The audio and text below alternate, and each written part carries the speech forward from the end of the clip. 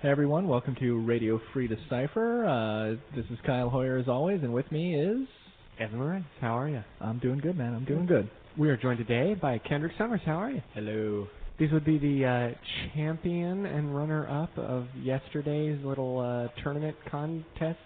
That's right. Champion and sidekick. Yes. Much like the Tick. Sidekicks unite, man. So describe the tournament experience. It was a lot of fun. I was very nervous going into it because, like I said on the bulletin board that we had yesterday, and by the way, everybody can still go to the bulletin board to see all of the action that took place. Coming into that tournament, we had built the decks a couple days in advance, and we'd been playtesting them with each other, a bunch of the different guys. I had gone 0-4, not won a single game, and was really nervous going into it and figuring, well, I'm going to get beat and just go right back to work. Really nervous was actually a bit of an understatement. You were pretty much... I was convinced that I was going to, play the first game and be out. You were dissing your deck design. I was like, well, it was having problems. And I think it was really because I hadn't played a deck a little bit, quite similar to it. And so I was playing the deck the way I usually play a deck, and it wasn't fitting the style. And what was happening is I was playing very conservative, and I was getting my hand jammed up with a lot of the conditions and a lot of the events that keyed off the Sauron Orcs, and I wasn't able to get a lot of the Sauron Orcs in play, or vice versa with the Nazgul.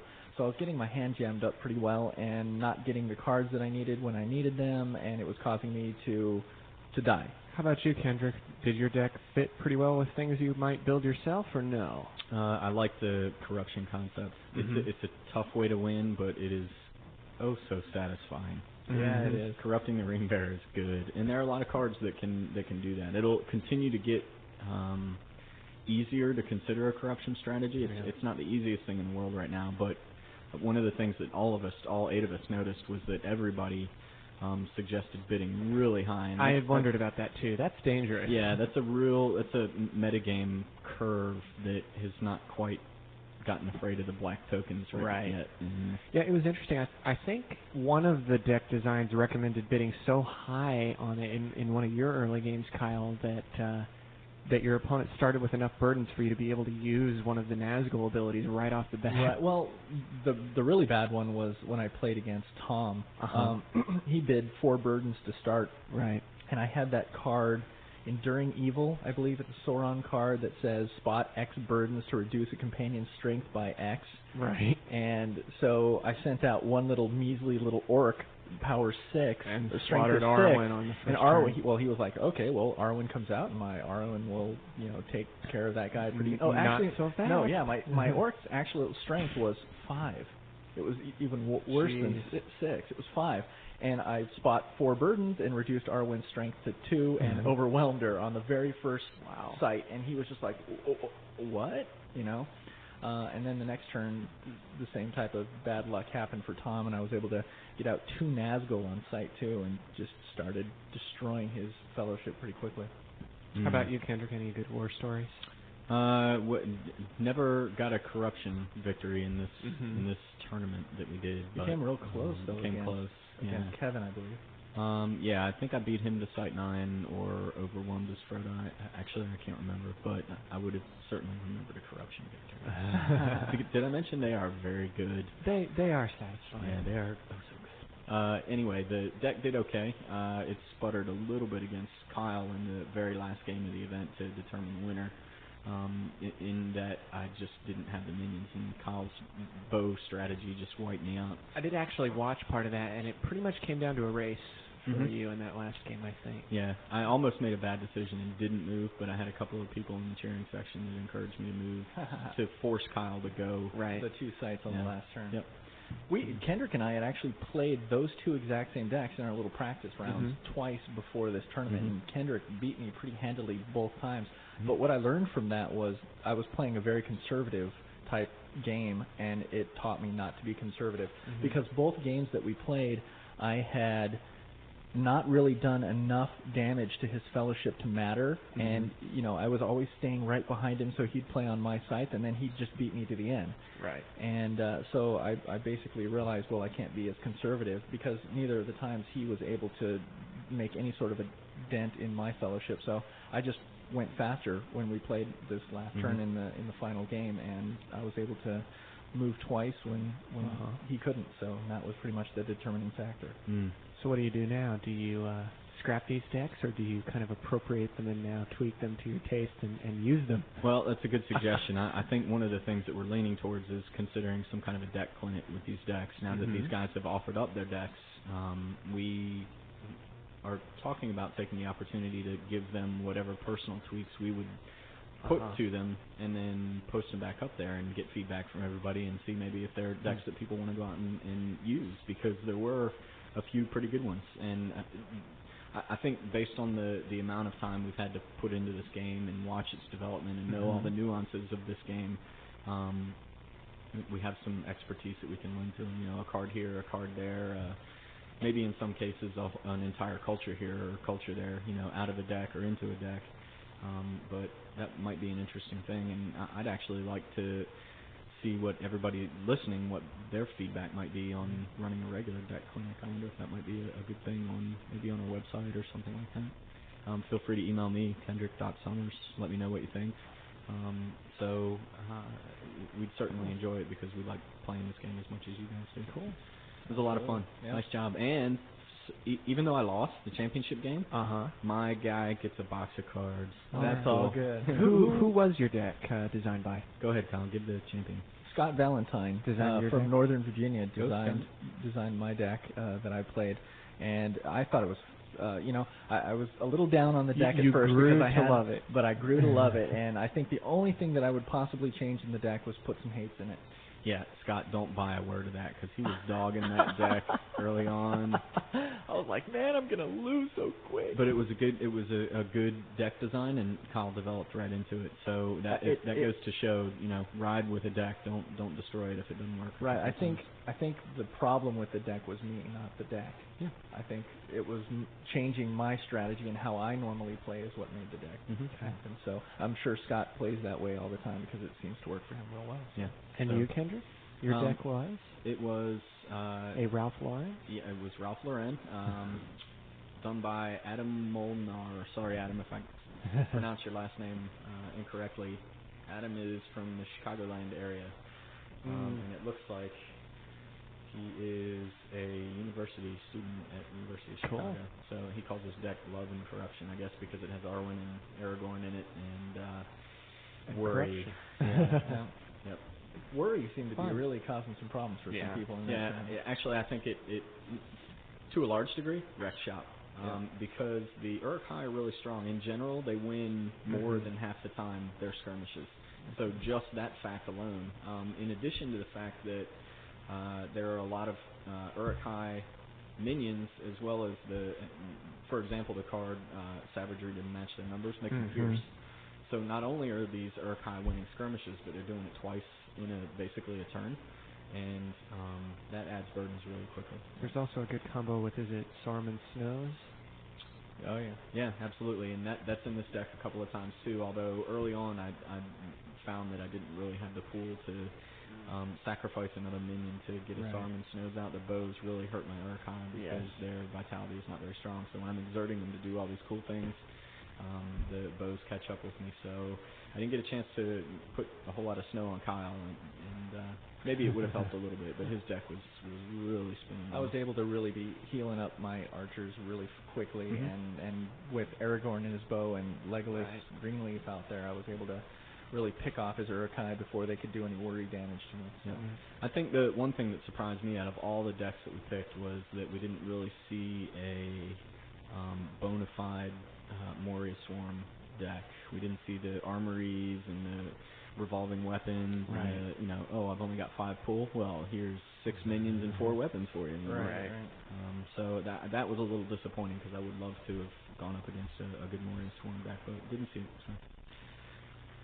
Cool. Yeah. Lots of fun. So now, through the miracle of recording, why don't you tell us, Kendrick, where exactly it is that you are right now? That is Friday afternoon. Right now I am... Yeah, okay, wait a minute. This is a time travel thing, and I'm not really good at it. So. Where are you going to be on Friday afternoon? Yeah, I get an opportunity to participate in a media screening for Lord of the Rings. So you get to see the movie today. Yes. The Fellowship of the Ring. Yes, today. You psyched? Yeah. Yeah, I'm really excited about it. Actually, I think I'm going to. A couple of the guys have laid down the law about what to expect there, and they don't want cameras or anything like that, and that's all fine. But I may try and sneak a little notepad in to write down places where the movie, diverts from the book, to get a an accurate appraisal of the film for myself and for other people here in the office. So I'm being everybody's eyes.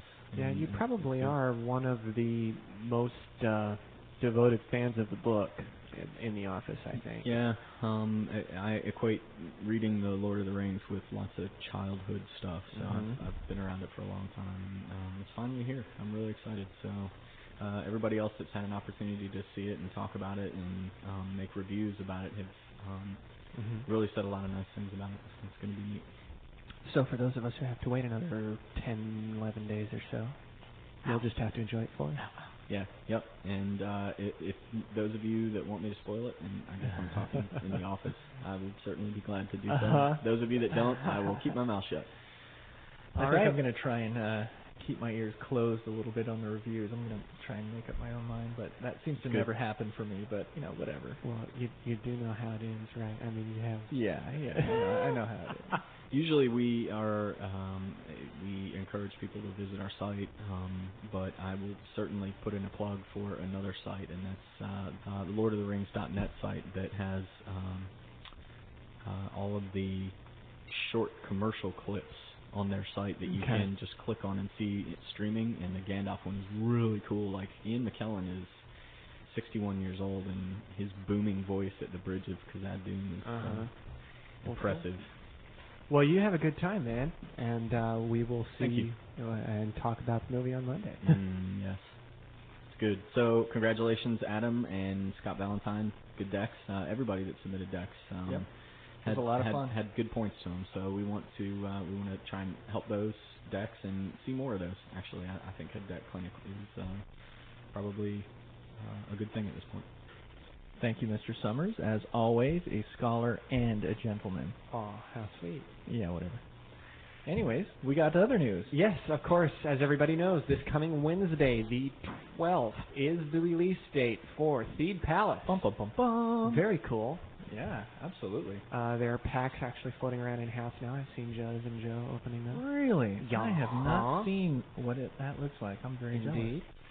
Very cool. Yeah. There's lots of really good stuff going on there, and as everybody knows, we've been putting up new cards daily for Theed Palace. There are a few exclusive spoilers on theforce.net and gameplayersnetwork.com, so check those sites out to get your well-rounded coverage of Theed Palace. So. And then, of course, that following weekend is the series of Chase the Can tournaments. Oh, we had Bojo on last week talking about all that. That sounds like a lot of fun. Actually, Dan and I have both taken a vacation day this Friday, so we can go play in a Chase the Can tournament locally. Yeah. Well, cool. So it's going to be a lot of fun. I've got, I'm going to rummage through our little pantry and find. I think I've got some split pea with ham. Yeah, that's so nasty. Soup, so I think that we can get rid of. They might actually like to have good food too. This is for a good cause. Hey man, it's all for the needy. Yes. And yeah. So that's going to be a lot of fun. Yes. Dan and I are going to be playing in that locally. And of course, for Trek fans, the Chase the Can series is being combined with the Holodeck Adventures pre-release tournaments. There are several of those being run. Ton of pre-releases from what I understand. Yeah, I've heard that it's a lot larger than our pre-release series for any previous Trek set. That's right. So please check out Decipher.com. Make sure you get the details on the Holodeck Adventures pre-release nearest you. And speaking of Holodeck Adventures packs, I opened my first packs 2 days ago on Wednesday. I can't. They were actually literally the first packs off the line, and normally we will send somebody out to the factory to proof the first packs that come off the line and give the thumbs up and make alterations there in person and then have it start rolling. In this one particular case, we actually have them send the first box to us. So did the groundhog see its shadow? Well, there were a couple of problems with roller marks on the fronts and backs of a lot of the cards. but that is a problem does that mean any sort of delay? No, it doesn't. Okay. It's a problem that's been encountered before and is actually a pretty simple fix. So clean the rollers. Yeah. It actually has to do, this is way more information than most people will probably want, but it has to do with tension of the machinery and how tightly it's pressing down on the cards as they roll through, and sometimes they drag instead of roll.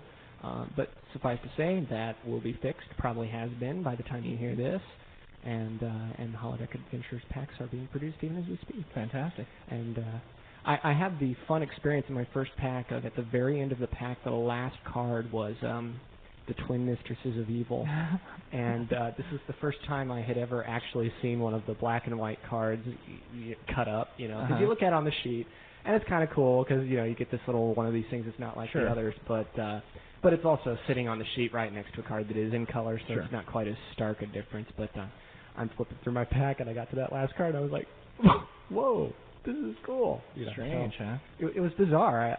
I thought it was a misprint at first, so I imagine some people will have that reaction if they haven't seen the Did you pull a Satan's Robot? I pulled several Satan's Robots. Oh, can I see I actually also got the Ultra Rare. Did you? I got Dixon Hill in one of my packs. Fun But stuff. ran through the box, checked that the sorting and the collation was all good, and that part was. It was just this slight roller mark problem, which should be all fixed up, and then packs will be rolling out for the pre-release. Now, we also need to make sure everybody is aware, just as a reminder, that Holodeck Adventures actually releases on Friday the 19th. Friday, December 21st. Oh, is it the 21st? Yeah. Sorry about that. The 21st. Oh, the 19th, of course, is Wednesday. Lord of the Rings. A lot of big days that week. Yeah. So the 21st, correct? Yes, Friday the 21st. And I believe we did that because we didn't want it to come the day after Christmas, something along those lines. So interesting. All righty. Yeah, probably way too much information for everybody out there, but you have to listen to it. So there you go. Okay. So we will leave you with that, and everybody have a good week. Enjoy the Feed Palace release, and we'll see you next week at A Chase of Candidate. Take care.